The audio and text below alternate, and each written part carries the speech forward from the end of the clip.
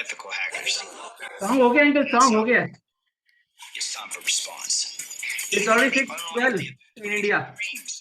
6:12. Business stays up and running. The IR team gets it done. They're trained to act fast, and there's a BCP for reliable continuation and ओम शांति sir, recovery. So look, you take care आवाज of आ रही है business. Sir? Security's on Wix.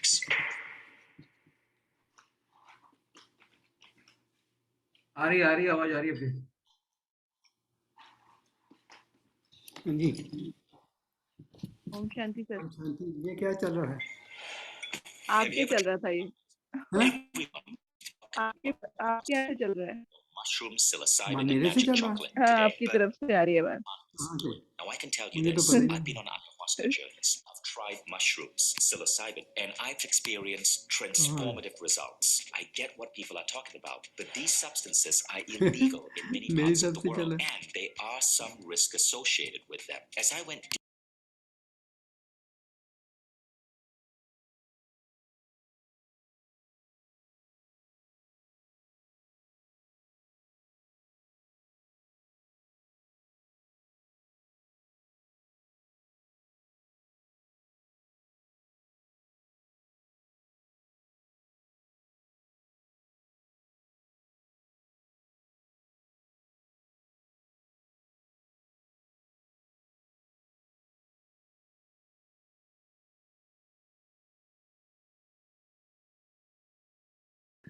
YouTube पर लगा हुआ था, वो ऐड थी. चलो सॉरी, मैं लेट भी हो गया थोड़ा. हाँ जी, क्या चल रहा था आपकी तरफ से? क्या चल रहा था? आपका वेट चल रहा था सर. हाँ, वेट चल रहा था. सॉरी, हाँ, चलो कोई नहीं, अभी शुरू कर देते हैं. तो कितना टाइम हो गया है? टाइम हो गया 44. 14 मिनट ऊपर हो गए. चलिए,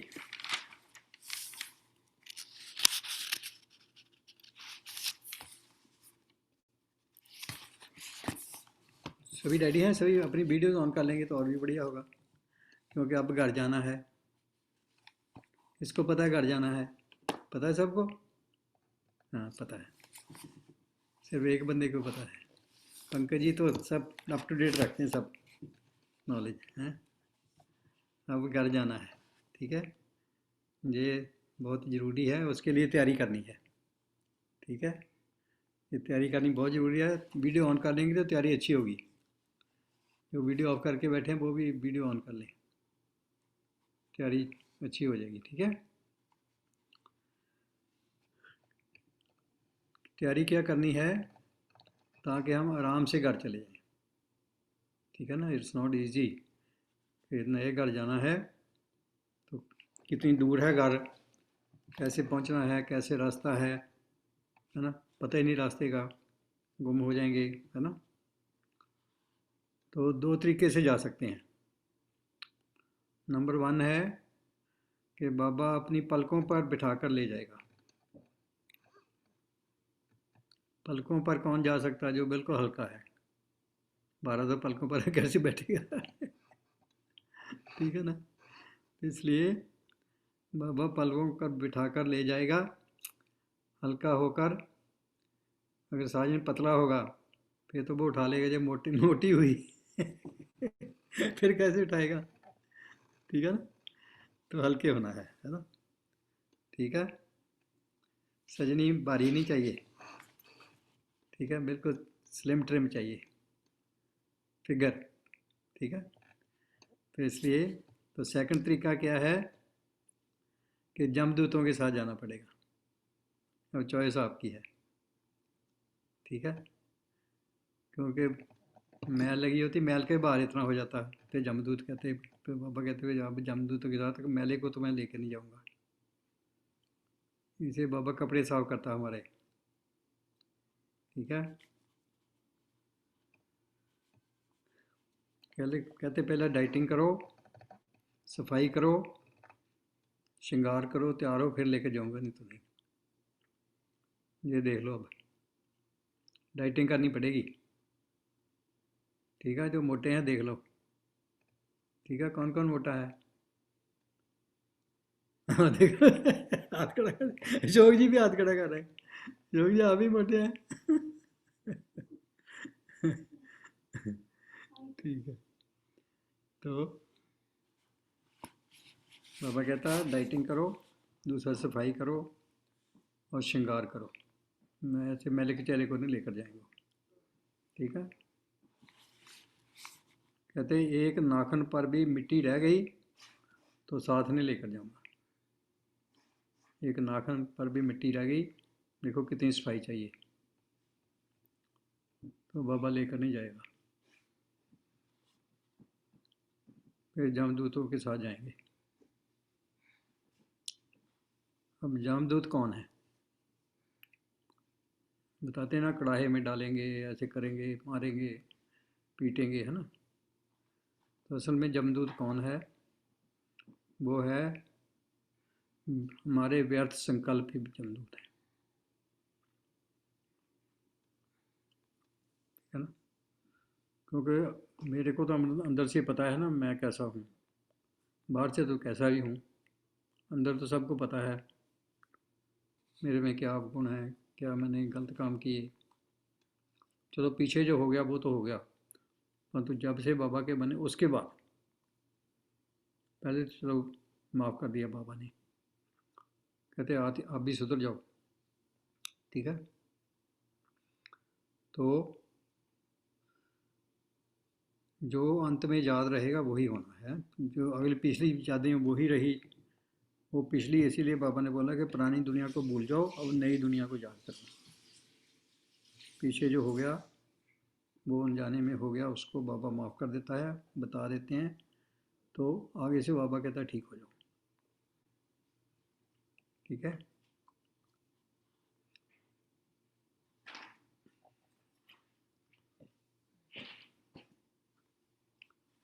तो इसलिए कहते आमतौर पर बंदा क्या कहता है कि चलो अभी तो टाइम है, देखा जाएगा, बाद में कर लेंगे बाबा को याद, है ना। ऐसे टाइम निकलता जाता है। तो जब जब आगे दुख आएंगे तो फिर याद करना कितना मुश्किल होगा, सोचो। अगर हम इस कंडीशन में नहीं कर सकते तो जैसे जैसे आगे दुख पड़ेंगे तो फिर याद करना कैसा होगा। कोरोना में देखा ही था ना, जब कोरोना हुआ तो कैसे हाहाकार मच गई थी, कैसे डरते थे लोग, कैसे बार बार फ़ोन देखते थे, अब क्या होगा, कितना मर गए, कहाँ हो गया, कहाँ कम हो गया, है ना। तो फिर ध्यान कहाँ लगेगा, ठीक है ना। ऐसे बाबा कहता है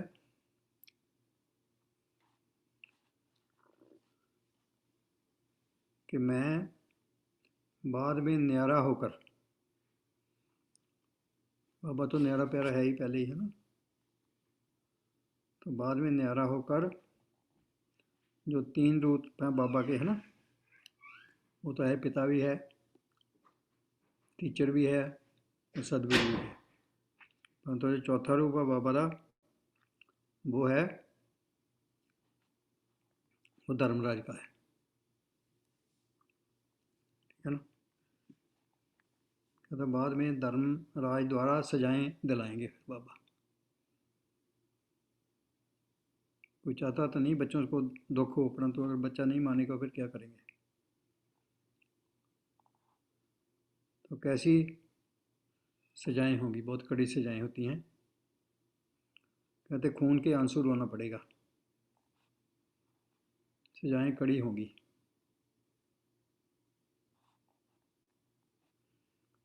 परंतु क्या किसी का बाप ऐसी सजा दे सकता है? बाबा तो प्यार का सागर है, फिर ऐसा कैसे बनेगा, सोचो। ऐसी सजाएं देने वाला बन सकता है जो प्यार का सागर है? तो सोचो सजाएं कैसी होंगी,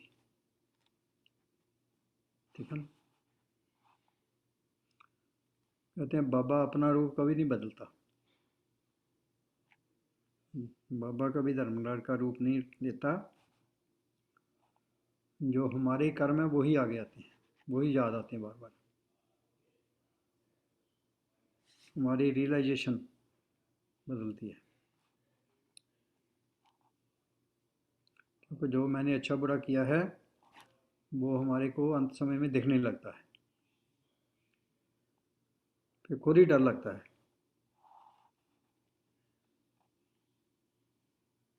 अंत घड़ी में जो आईना होता है, शीशा होता है, वो क्लीन हो जाता है, सब याद आ जाता है।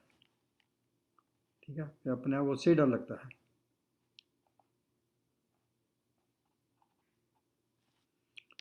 जो हमने किया उसका साक्षात्कार हुआ एकदम, जो किया है ना गलत, तो उससे खुद ही डर लगेगा। इसे छोड़ते समय पश्चाताप होगा, जो सहन किया नहीं जा सकता, ऐसा पश्चाताप होता है।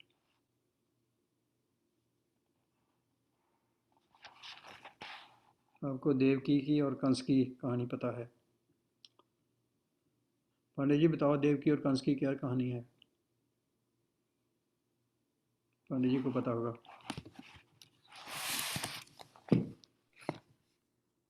हाँ जी। ओम शांति। कथा आती है कि आवाज़ ठीक करो, आवाज़ आपकी कम है। माइक ठीक करो, माइक।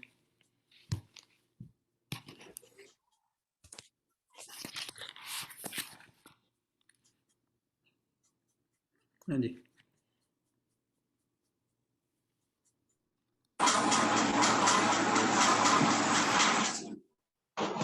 ओम शांति। ओम शांति। हाँ जी। जी, कथा आती है कि कंस जो थे वो देवकी के भाई थे, और उन्होंने जब उन्हें पता चला कि मेरी बहन का पुत्र जो है वो मुझे मारेगा, तो उन्होंने देवकी को उठा करके जेल में बंद कर दिया।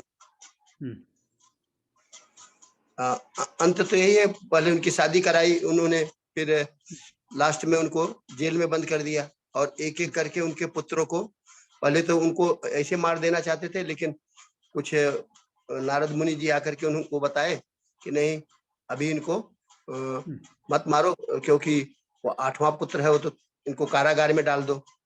फिर उन्होंने कारागार में डाल दिया, और बाद में उनके पाप बढ़े, इसलिए 8वां पुत्र का बताया कि कोई भी 8वां पुत्र हो सकता है, तो इसलिए पहला, दूसरा, तीसरा, चौथा, 5वां, तो उन्होंने क्या किया, सभी को मारना शुरू कर दिया।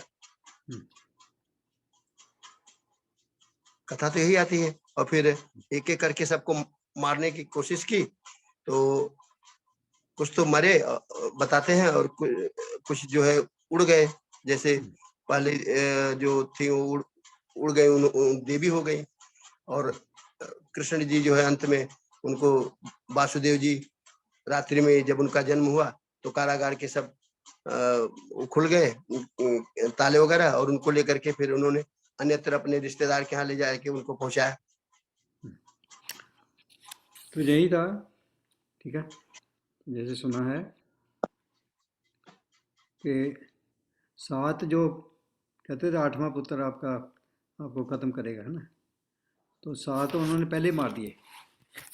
अब 8वां जब हुआ, फिर और भी ज़्यादा उनको डर हो गया, अब तो मेरे को मर ही जाना है, मारना ही नहीं। तो फिर वो अपने आप में इतना डरता था, है ना, क्योंकि उसके जो पाप थे वही उसको सताते थे।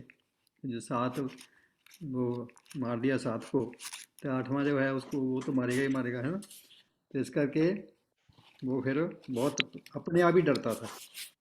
ठीक है ना। तो वो अपना जो डर है ना, वही सबसे बड़ा जो सज़ा होती है, जो आपके अंदर ही है ना। तो वो उसको ऐसे लगता था बस अब तो मेरे को मार ही देगा, है ना। तो ये अपने अंदर ही 7 बच्चे तो मार दिए, बाद में 8वें बच्चे का जब टाइम आया ना, तो देवकी तो निडर थी, उसको विश्वास हो गया कि अब किया जे, तो और कंस कुछ नहीं कर सकता। तो कंस बहुत डरा हुआ था, उसको डरावनी चीज़ें दिख रही थी, चलाता है, विष्णु आ गया, उसको डर लगता है विष्णु आ गया, विष्णु मेरे को मार देगा, नहीं, तो तलवार लेकर मुकाबला करता था, वो कहता विष्णु आ गया बस, है ना, उसकी तलवार तैयार ही रहती। खतरा था क्योंकि मेरी मौत, ऐसे ही डर लगता है जब हमने बुरे काम किए हैं, वही सजा है, यही सजाएं हम ही अपने आप को देते हैं।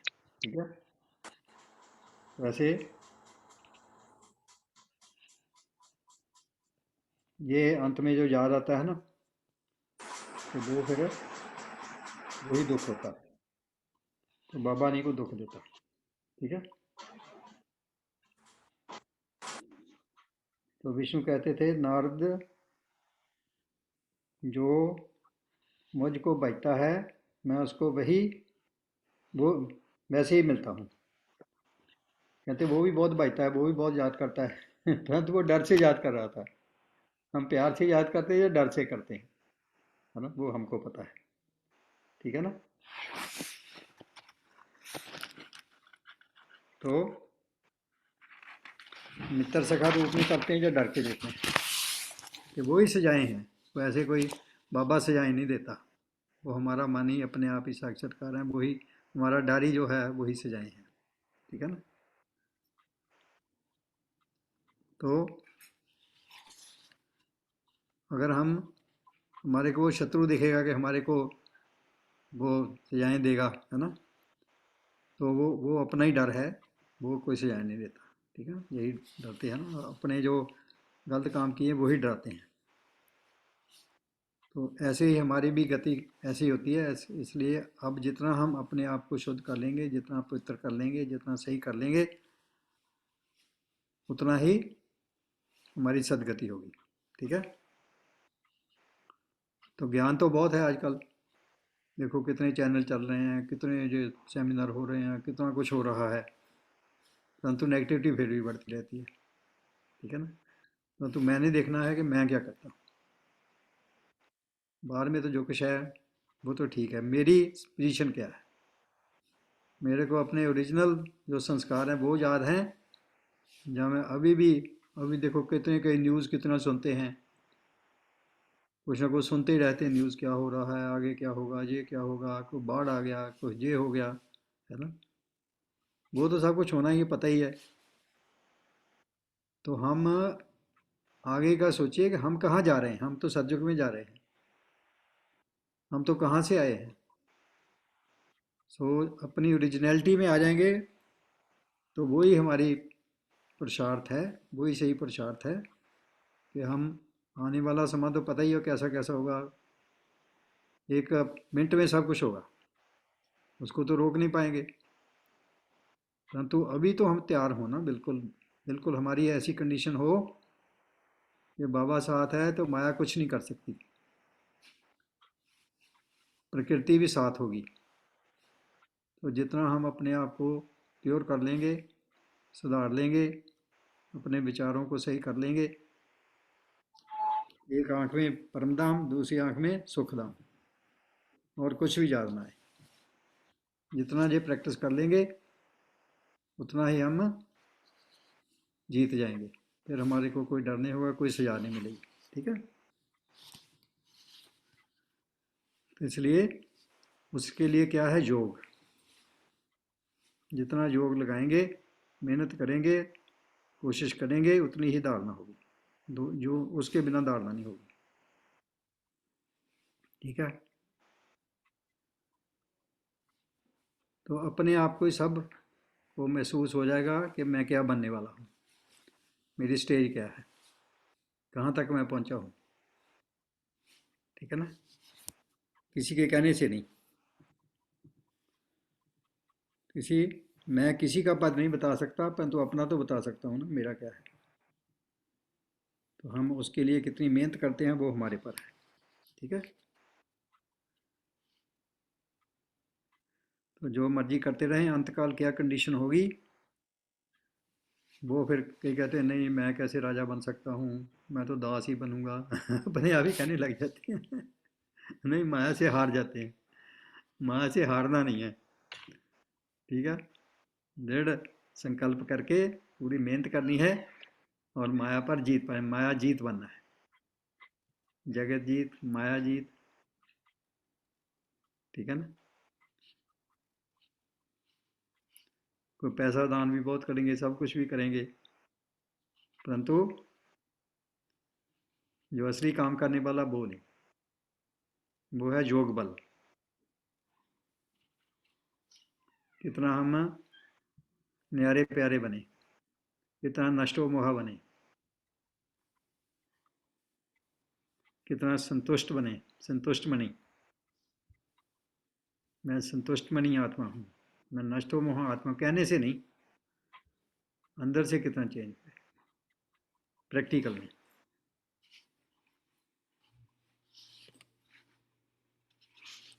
इसलिए जब कोई कुछ नुकसान हो जाता है, कितना फील करते हैं हम। कहते हैं जो कुछ है सो तेरा, तेरा तुझको सौंप दे क्या लागे मेरा, फिर मेरे को चिंता क्यों होती है। कुछ नुकसान हो जाता है, कुछ भी होता है, तो कितना हम दुखी होते हैं, ठीक है ना। इसलिए हम कितने साक्षी दृष्टा बनते हैं, सबसे इम्पोर्टेंट ये है। अब साक्षी दृष्टा क्या है, ये समझने की बात है। साक्षी दृष्टा, हाँ जी शशि जी बताओ, साक्षी दृष्टा क्या होता है, सबको बताओ, आप तो बहुत प्रैक्टिस करते हैं। हाँ जी बताइए। Good morning uncle ji. Good morning. साक्षी दृष्टा एक तरह से जो भी कार्य हो रहा है या जो भी सोच हमारे अंदर आ रही है, उसको विटनेस के तौर पर देखना है। मैं आत्मा हूँ और ये विचार आ रहा है या ये जो कार्य हो रहा है, उसको विटनेस के तौर पर कि मैं साक्षी हूँ उसका। फॉर एग्जाम्पल, जैसे एग्जाम्पल दो। जैसे मान लीजिए कुछ ऐसी घटना घटी जहाँ पर कि मुझे तकलीफ महसूस हो रहा है, उस घटना में कोई ऐसा इंसिडेंट हो गया, उसमें मुझे ये देखना है कि मैं तो एक सोल हूँ यहाँ पर, और जो भी हो रहा है वो बाबा ही करवा रहे हैं। दुख सुख बाबा ही देता है। दुख सुख बाबा नहीं देते हैं, हम्म, लेकिन बाबा तो दुख हरने वाले हैं, सुख देने फिर वाले हैं। फिर कैसे लेकिन ठीक हो रहा है। जो मतलब जो भी ऐसा जो ये तो एक ड्रामा है, ड्रामा के रूप में है, बना बनाया ड्रामा है। जो होना है वो हो रहा है, और मैं एक सोल हूँ, उसको विटनेस के तौर पर उसको महसूस कर। नहीं मेरे साथ क्यों होता है ऐसा, दुख नहीं कार्मिक लगता। अकाउंट भी, कुछ कार्मिक अकाउंट भी तो होता है पिछला। फिर दुख नहीं लगता। दुख महसूस करने से दुख लगेगा, लेकिन दुख महसूस नहीं करना है, इसलिए कि कार्मिक अकाउंट भी है और ड्रामा बना बनाया, तो वो तो चलेगा। और उसको जो है मैं सोल हूँ, मेरा शरीर को अगर तकलीफ हो रहा है तो शरीर को तकलीफ हो रहा है, तो विटनेस के तौर पर उसको देखना है कि एक्चुअली मेरे सोल को तकलीफ नहीं हो रहा है, इस शरीर को अच्छा, तकलीफ। शरीर को तकलीफ होती है, सोल को नहीं होती। सोल महसूस करती है शरीर के द्वारा। तो दुख शरीर को होता है। तो हाँ, दुख तो एक्चुअली शरीर पर ही इफेक्ट होता है, लेकिन उसको अनुभव करती है सोल शरीर के द्वारा। फिर शरीर को क्या होता है। शरीर पर तो पूरा इफेक्ट आता है, जो भी है शरीर पर इफेक्ट आता तो है, जो भी महसूस किसको होता है, शरीर को होता है या आत्मा को। महसूस तो सोल को होता है। फिर शरीर को क्या होता है। शरीर पर प्रभाव पड़ता है उसका, जैसे सुख किसके हुआ। शरीर पर। जैसे अगर मैं आत्मा हूँ, इस शरीर में हूँ, मान लीजिए कि मुझे बहुत ही ताकत का महसूस हो रहा है, क्या हो रहा। ताकत का महसूस हो रहा है, खुशी हो रही है, वॉकिंग कर रहे हैं, रनिंग कर रहे हैं, कुछ भी अच्छा लग रहा है, तो वो तो मैं एक्सपीरियंस कर रहा हूँ इस बॉडी के द्वारा। बॉडी जो है, बॉडी में ताकत आ गई, स्ट्रेंथ आ गई, लेकिन सोल उसको केवल अनुभव कर रहा है। सोल तो ऑलरेडी पावरफुल है। नहीं दुख शरीर को होता है या सोल को होता है। दुख शरीर को होता है, लेकिन दुख शरीर एक्सपीरियंस को सोल होता है। करता है। सीमा जी आप बताओ, शशि जी को ठीक करो। ओम शांति। ओम शांति। मेरा कहना सर, जो साक्षी दृष्टा है वो इसलिए कि कुछ भी हो आपको ये दुख देते हैं या नहीं, ये बताओ शशि जी, आपको दुख देते हैं कि नहीं, दुखी करते हैं कि नहीं। कभी कभी कभी कभी करते हैं, हाँ, कभी कभी करते हैं। वो तो दुख तभी किसको होता है करते हैं, सर आपके शरीर को या सोल को? महसूस तो होता है किसको जब किसको महसूस होता है वो बताओ ना, शरीर को होता है जब सोल को होता जो महसूस होता है वो मन बुद्धि से ही वो लेते हैं ना सर। वो जो बोलते हैं तो है? वो शरीर में थोड़ी ना लगता है, वो तो मन के द्वारा सोचते हैं कि वो मुझे ऐसे बोले, क्यों बोले ये, तो वो चीज है। तो गीता जी आप क्लियर करो। सर दुख और दर्द का मतलब आप पूछ रहे हैं ना, तो इंसान की हम्म तो जैसे कोई भी प्रॉब्लम होती है बॉडी में, तो मतलब दर्द तो शरीर को होता है, लेकिन दुख है वो आत्मा को होता है। दर्द शरीर को होता है, दुख उसको होता है, आत्मा को। ये आत्मा को दर्द और दुख में क्या फर्क है? दर्द में मतलब जैसे मान ली शरीर में कोई चोट लग, थोड़ा सा एग्जाम्पल में जैसे चोट लगी, तो वो उस समय पे दर्द तो हो रहा है, लेकिन दुख है वो मतलब वो आत्मा महसूस कर रही है। हम्म, दुख और दर्द में क्या फर्क है? दुख और दर्द में दुख मतलब एक मतलब बता सकते हैं कि दुख और दर्द मतलब दुख आत्मा, मतलब यही पता है सर मुझे कि दुख तो आत्मा को होता है और दर्द शरीर को होता है। यानी उस समय पे जो कोई चोट लगी तो उसमें तो वो दर्द तो हो रहा है, लेकिन जो महसूस कर रही दर्द है वो शरीर को आत्मा होता कर है, रही दर्द है। शरीर को होता है, दुख आत्मा को होता है, जी या जी उल्टा है? जी, तो यही या सब उल्टा है? या दुख शरीर पता को है होता है, सर। दर्द आत्मा को होता है? ये तो सर एक पता है कि दर्द आत्मा को होता है, दुख मतलब सॉरी दर्द जो है वो शरीर को होता है, दुख आत्मा को होता है। अशोक जी तो आप यही बताओ सब किसको होता है? अशोक जी आप बताओ किसको होता है दुख दर्द? ओम शांति। दर्द होता है शरीर में, दुख दुख आत्मा में, दुख आत्मा में होता है। आत्मा महसूस करती है। हाँ देखो, भाग्यश्री भाग्य बनाने के लिए तैयार ही रहते हैं। हाँ जी भाग्यश्री जी, बना दो भाग्य सबका।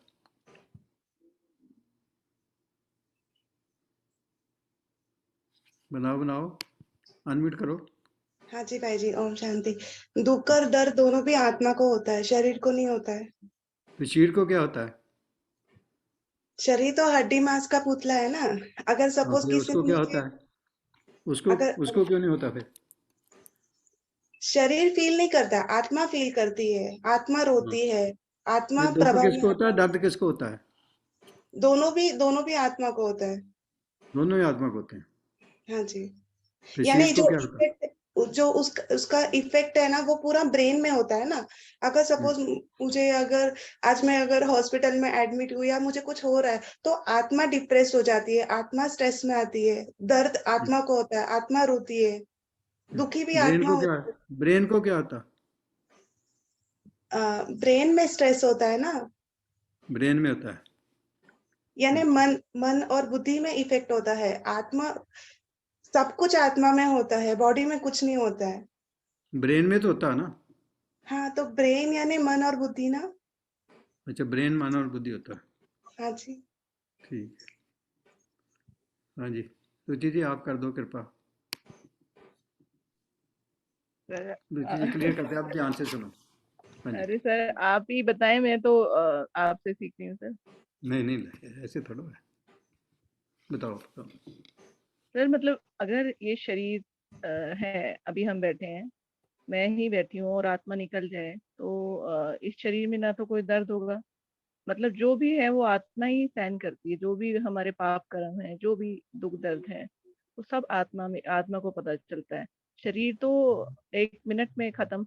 जैसे आज सुबह यहाँ पे 4:10 पे आज मैं योग में बैठी थी और भूकंप आ गया, और इतनी जबरदस्त चेयर हिल रही थी जैसे ड्रिल मशीन से कोई ड्रिल कर रहा हो, है ना, इतनी अच्छा, आपके जबरदस्त। वहाँ जयपुर में? हाँ हाँ। अच्छा। बच्ची बोली मम्मा बेड बहुत तेज वाइब्रेट कर रहा है, तो मैंने कहा कोई बात नहीं बैठे रहो, मैं तो योग में बैठी थी। आता रहे, काफी देर तक महसूस हुआ, फिर धीरे धीरे झटके होने लगे, तो बहुत तेजी से। तो वो कहते हैं बाबा शायद देख रहा था कि बाहर निकल के भागोगे या योग में बैठे रहोगे। तो पेपर आया आज। कितनी देर रहा? थोड़ी सी देर रहा सर, ज्यादा देर नहीं, थोड़ी सी देर। ऊपर बहुत तेज था, बिल्कुल एकदम वाइब्रेट हो रहा था, कुर्सी वाइब्रेट अच्छा। होने लगी। देख लो क्या कुछ होता है ना। अनुराग जी कुछ बोलना चाह रहे हैं। हाँ रागी बताओ। सही कह रहे हैं, आत्मा ही फील करती, बट उसको बताने के लिए शरीर चाहिए। शरीर से ही वो इम्प्रेस कर पाती है, उसको बता सकती है कि ये क्या फीलिंग हो रही, क्या मुझे दर्द फील हो रहा है। तो शरीर में बेसिकली शो करेगा कि आत्मा तो जस्ट एक वो है ना, जैसे बताते हैं रोज हम सुनते हैं, आत्मा को शरीर क्यों चाहिए? शरीर उसको पूरा बताने के लिए चाहिए कि मुझे क्या हो रहा है। That is the difference between आत्मा एंड शरीर। तो यही है, देखो ना अकेली आत्मा कुछ कर सकती है, ना शरीर कुछ कर सकता है, ठीक है ना। मतलब कुछ भी होता तो सब कुछ आत्मा में, शरीर तो मैं हूँ ही नहीं, परंतु मेरे को देह का भान है ना, इसलिए मेरे को लगता है कि शरीर में दर्द होता है ना। कुछ भी दर्द दुख तो एक ही चीज़ है। दर्द होता है जब कभी कोई ऐसे फिजिकल हो, तो जो दुख होता है विदाउट एनी कुछ सोचने से ही दुख हो जाता है ना। दर्द को चोट लग जाए या कुछ हो, वो होता है ना कुछ। तो साइकोलॉजिकली भी हो सकता है दर्द भी, सारा कुछ, परंतु मेनली ये फिजिकल चोट से होता है। तो जो दुख है वो तो चोट की कोई ज़रूरत ही नहीं, सोचने से सब कुछ हो जाता है ना।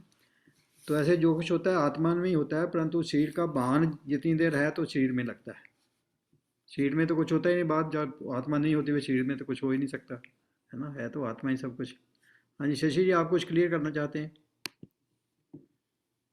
जी, मुझे एक ये था, डाउट था, या जो भी कहा जाए, कि कहीं मैं पढ़ा था या सुना था कि सोल जो है वो, हम अपनी आत्मा के पावर को जितना ज़्यादा विकसित कर लेंगे तो वो दुख या जो भी दर्द है वो अनुभव नहीं होगा। क्यों नहीं होगा? अनुभव नहीं होगा वो। क्यों नहीं होगा? अगर दर्द हो भी रहा है सिर्फ, जैसे गुलजार दादी का एक बार कहीं सुना था, शायद उनके द्वारा कुछ उन्हीं का विवरण चल रहा था, उसमें उनको कैंसर हो गया था। तो एक डॉक्टर ने पूछा कि आपको इतना कैंसर, फिर भी आप हमेशा प्रसन्नचित्त रहती हैं, आपको शरीर में दर्द नहीं होता? तो उन्होंने बोला कि शरीर, अगर आत्मा की जो पावर है उसको इतना ज़्यादा एम्पावर कर दिया जाए तो शरीर में दर्द महसूस नहीं। उसका क्या मतलब हुआ? मतलब ये हुआ कि जो हम आत्मा हैं, जो हमारी जो शक्तियां हैं, वो जितना हम डेवलप कर लेंगे उस हिसाब से फिर वो जैसे कहा भी जाता है ना कि अगर हमारे कार्मिक ग्राउंड्स हैं उसके वजह से बहुत से दुख तकलीफ आ रहे हैं, लेकिन अगर हमने अंदर अपने आप को इतना डेवलप कर लिया, इतना कनेक्ट कर लिया बाबा से, तो उसका महसूस नहीं। मतलब यही समझने की बात है कि जितना देह का भान होगा, इसीलिए बाबा बोलते हैं हर रोज, देह सहित देह के संबंधों को भूल। देह को कितना भूल पाते हैं हम, कि देह तो मैं हूँ ही नहीं और मैं मरने वाली नहीं हूँ, फिर डर किस बात का। परंतु जितना जितना देह का भान है, भान मीन्स महसूसता है, याद है देह का, है ना। देह को भूलना है बिल्कुल भी, देह तो मैं हूँ ही नहीं, ठीक है ना। जितना भी याद है उतना दुख है, उतना दर्द है। तो जो ये महापुरुष होते हैं, वो कौन, जो रामानंद जी थे शायद, उनका ऑपरेशन हुआ, उन्होंने एनास्थीसिया नहीं लिया, कहते ठीक है मैं गीता पढ़ता रहूँगा, तो मेरे को बस आप जो करना है करो। तो उनको विदाउट एनास्थीसिया ऑपरेशन किया, है ना, क्योंकि वो बिल्कुल आत्मिक स्थिति में स्थित हो जाते हैं। तो उनको शरीर का भान ही नहीं होता, शरीर को जो मर्जी होता रहे। तो दुख दर्द तो सब आत्मा को ही होता है, जब शरीर का भान होता है तब। शरीर का भान ही तो फिर तो कुछ है ही नहीं, साक्षी दृष्टा यही तो है, ठीक है ना। तो मैं तो आत्मा हूँ, शरीर तो मैं हूँ ही नहीं, इसको क्या होना है, ठीक है ना। हाँ जी सरोज जी, आप बताओ क्या। हाँ जी शर्मा जी, ओम शांति। संतोष जी। ओम शांति।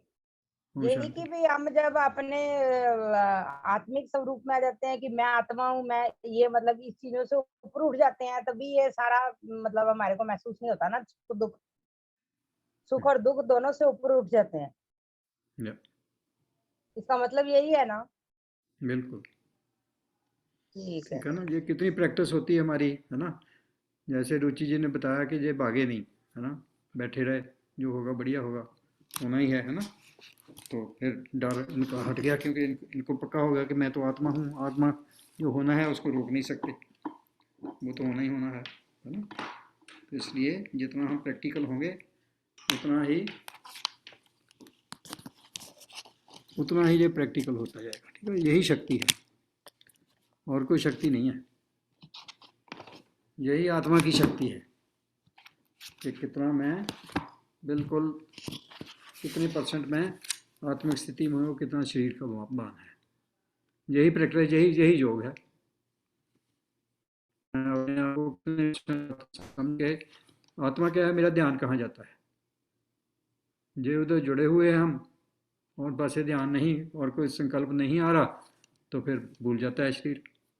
जब संकल्प आ जाता है शरीर का कुछ भी, तो ऐसी स्थिति हो जाए कि बिल्कुल हमारे को शरीर का जितने घंटे मर्जी बैठे पता ही नहीं वो शरीर है कि नहीं, बिल्कुल सो जाता है शरीर ना, जो सो जाता है फिर कुछ नहीं पता चलता। तो ये स्टेज बनानी है, ये प्रैक्टिस ही है, ठीक है। तो रुचि जी प्रैक्टिस करा दो जरा। जी सर। सभी आत्मिक की स्थिति में बैठेंगे।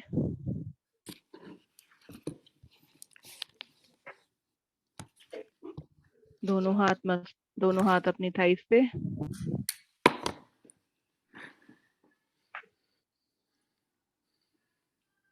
मस्तक पे अपने पॉइंट ऑफ लाइट महसूस करें, चमकता हुआ सितारा।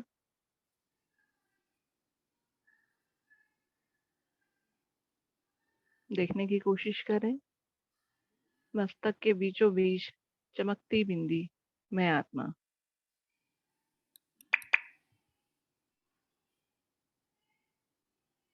मैं इस स्थूल शरीर में मस्तक पर विराजमान हूँ। धीरे से देखें, मैं आत्मा इस स्थूल शरीर से बाहर आ रही हूँ। देखें बिल्कुल समक्ष अपने पॉइंट ऑफ लाइट, चमकती हुई बिंदी विजुलाइज करें।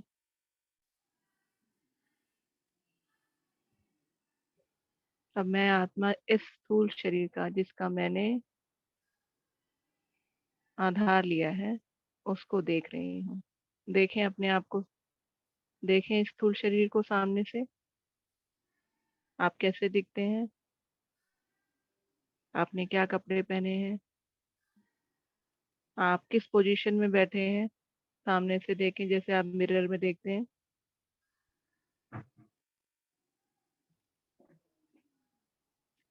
देखें अपने बालों को। अब मैं आत्मा राइट साइड पे आके अपने आप को देख रही हूँ, मैं कैसी दिखती हूँ, मैं देख पा रही हूँ अपने आप को।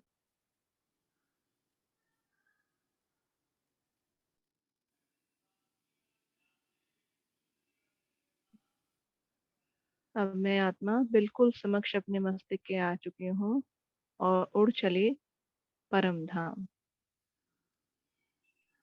देखें अपने आप को उड़ता हुआ। इस पृथ्वी से आप धीरे धीरे पार जा रहे हैं, चांद से भी पार। देखें बिल्कुल चांद के साथ से निकलते हुए मैं आत्मा ऊपर की तरफ जा रही हूँ, सूरज के भी पार। सूक्ष्म वतन को देखें, ब्रह्मा बाबा को देखें, सूक्ष्म वतन से भी पार। मेरा घर, मूल वतन, रेड गोल्डन प्रकाश, मैं पहुंच गई मेरे घर में। ये मेरा मूल निवास स्थान है। मैं आत्मा सुदर्शन चक्रधारी, ये मेरा पहला स्वरूप है। सामने समक्ष मेरे चमकती हुई बिंदी, वो कोई और नहीं, वो मेरे पिता हैं। देखें बिल्कुल उनको सामने। बहुत शांति है, कोई आवाज नहीं, बिल्कुल सन्नाटा। बाबा आपको देख रहे हैं, बाबा से निकलती हुई दिव्य प्रकाश की किरणें, दिव्य स्नेह की किरणें, दिव्य शांति की किरणें, शक्ति की किरणें, जिसे बाबा ने पूरी समेट कर मुझ में प्रवाहित कर दी है। महसूस करें उस वाइब्रेशन को कि बाबा ने सारी अपनी शक्तियां आप में प्रवाहित कर दी हैं। बाबा हमें अपने जैसा बना रहे हैं।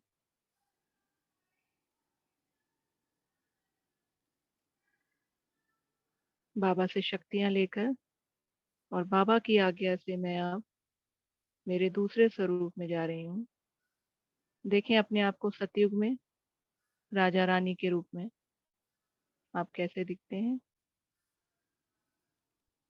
आभूषण से लदे हुए वस्त्र, सर पे चमकता हुआ वही ताज, रतन जड़ित ताज जो बाबा रोज मुझे अमृत वेले में पहनाते हैं। देखें अपने सर पर वो गोल्डन ताज, मस्तक पर चमकती हुई बहुत तीव्र बिंदी, वो मैं हूँ।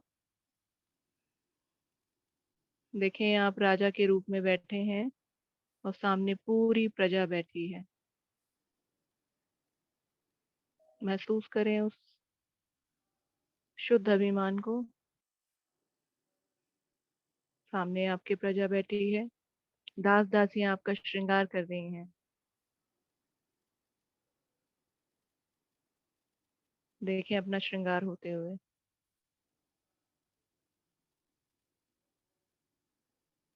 मेरे गले में बड़ी सी माला है और सर पर अभी भी वही ताज है जो बाबा मुझे अमृत वेले में पहनाते हैं।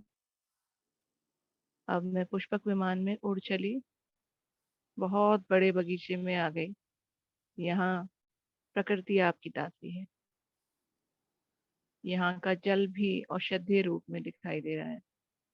बहुत सुंदर वातावरण है, हर तरफ हरियाली, वृक्ष फलों से लदे हुए हैं, आपकी तरफ झुक रहे हैं। सब प्रकृति आपको देना चाहती है। देखें पशु पक्षी आसपास, सुंदर सुंदर आवाजें, पानी की आवाज, झरने की आवाज और सुंदर सुंदर फूलों की खुशबू को महसूस कीजिए।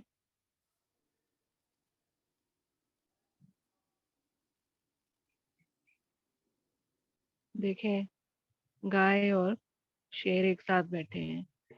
इतना सतो प्रधान माहौल कहीं नहीं मिल सकता। अब मैं मेरे तीसरे स्वरूप, मेरे पूज्य स्वरूप में जा रही हूँ। देखें जिस भी देवी देवता में आप अपने आप को देखते हैं उसमें विजुलाइज कीजिए मैं अपने आप को देख रही हूँ, मेरी मूर्ति को देख रही हूँ। भव्य मंदिर है, वहां मैं मूर्ति में अपने आप को देख रही हूँ। मेरा दूध से अभिषेक हो रहा है, मेरा दही से अभिषेक हो रहा है, मेरा चंदन से अभिषेक हो रहा है, मेरा जल से अभिषेक हो रहा है। मुझे बहुत सुंदर सुंदर आभूषण पहनाए जा रहे हैं, वस्त्र पहनाए जा रहे हैं। मेरे गले में बहुत मोटी माला है, फूलों से बनी बहुत मोटी माला, और मेरे सर पर अभी भी वही ताज है जो बाबा मुझे अमृत वेले पहनाते हैं। मेरी आरती हो रही है, देखें अपनी आरती होते हुए। मेरे आगे 108 व्यंजन का भोग लगा हुआ है।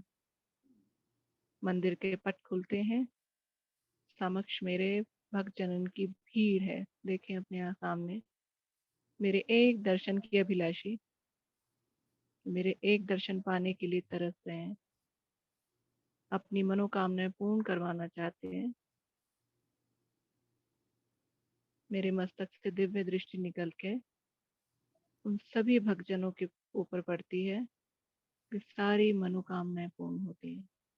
देखें उनके चेहरों पर स्माइल। छोटे छोटे घरों में अपनी प्रतिमा की पूजा होते हुए देखें। अब मैं मेरे चौथे स्वरूप में जा रही हूँ, संगम युग पे। देखें इस ज्ञान में आने से पहले हम क्या थे, बाबा ने हमें क्या बना दिया है। बाबा ने मुझे उस भीड़ से निकाल लिया है, उस तकलीफ से निकाल लिया है। मुझे बाबा समक्ष बैठकर पढ़ाते हैं।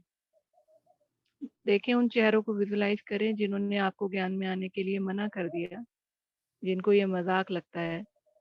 जब वो आपको देखते हैं और पूछते हैं आप इतने खुश कैसे रहते हैं, उसी समय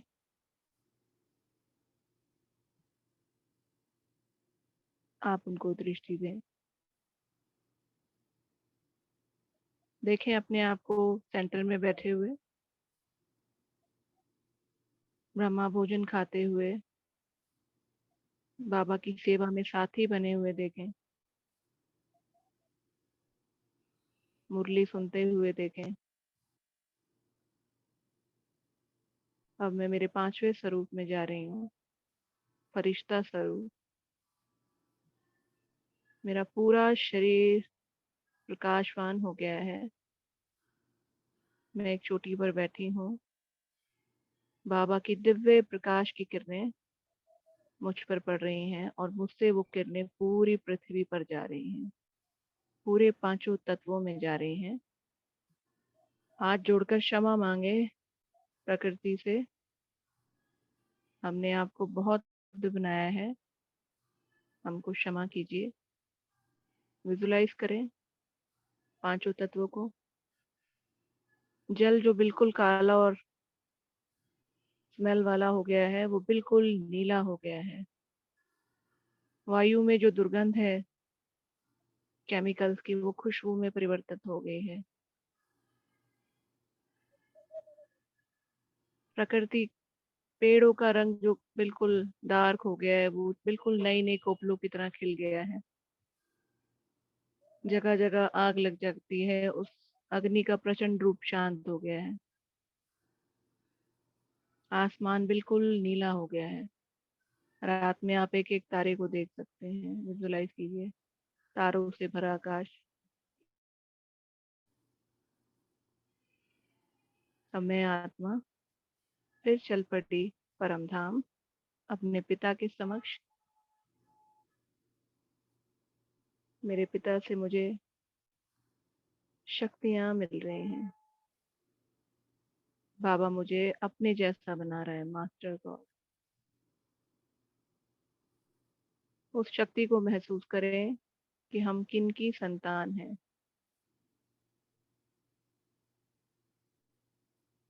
बाबा से आज्ञा लेके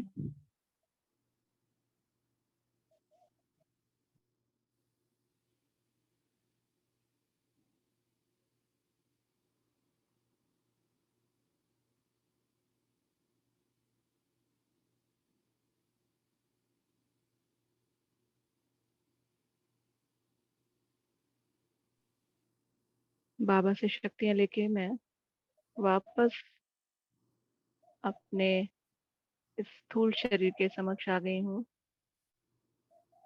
देखें इस स्थूल शरीर में धीरे धीरे एंट्री करते हुए मैं आत्मा पुनः इस शरीर में वापस आ गई हूँ। ओम शांति। ओम शांति। ऐसे जितनी प्रैक्टिस हम कर सकें, वही ज़्यादा से ज़्यादा प्रैक्टिस करने की कोशिश करनी है। ठीक है, कहाँ भी नहीं तो भूले ही रहते हैं। और जब बाग में गए थे, चेरी का बाग था, चेरी देखे ना, वहाँ हम खुद तोड़ के चेरीज लेकर आए वहाँ से। वो वहाँ वो दे देते हैं, बैग देते हैं, इसमें डाल लो। तो वैसे तो महंगी आती हैं, वैसे वो $2 की 1 पाउंड आ जाती, वैसे 4-5 डॉलर की आती। बिल्कुल फ्रेश तोड़ के लेकर आए, परंतु बेहोशी में तोड़ी, होश नहीं रही कि मैं कौन हूँ। नहीं, ठीक है ना। हाँ, खाने में कितनी होश रहती है वो देखते हैं। नहीं तो चेरी कह रहे हो? चेरी देखिए कहीं, चेरी के बाग देखे कहीं? हाँ, इधर महाबलेश्वर में बहुत है। अच्छा इधर है। हाँ बहुत अच्छी होती है, बड़ी टेस्टी होती है।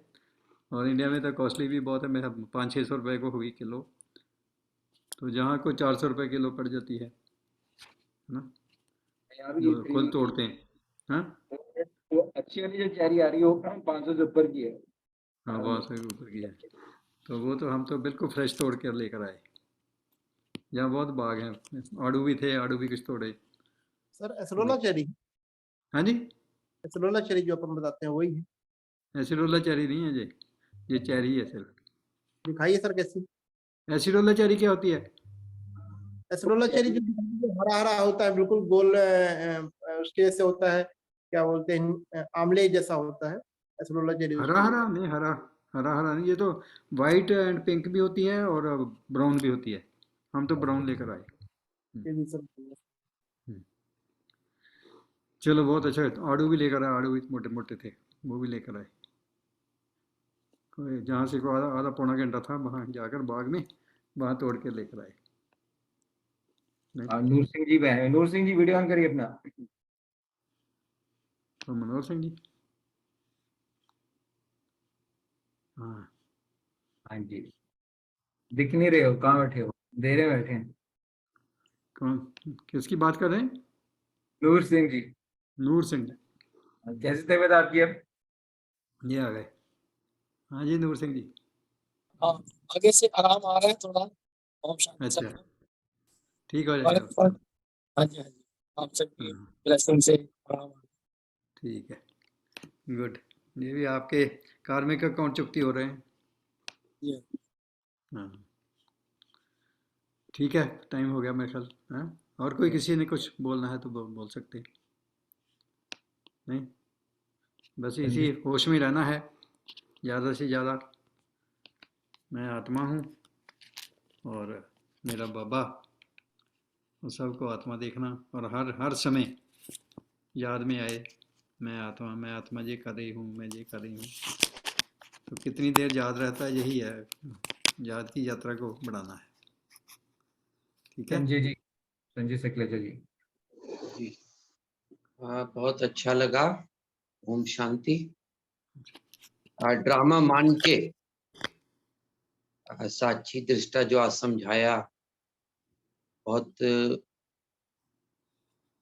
मूल बात यही लग रही है कि अगर ऐसा करने की प्रयास इसी को करना है कि जो कुछ भी हो रहा है उसको साक्षी दृष्टा और ड्रामा समझकर अपने मन को डिस्टर्ब नहीं करना है, और ये मान लेना है कि हिसाब किताब चुकतू हो रहा है और मैं शरीर नहीं हूँ, मैं आत्मा हूँ।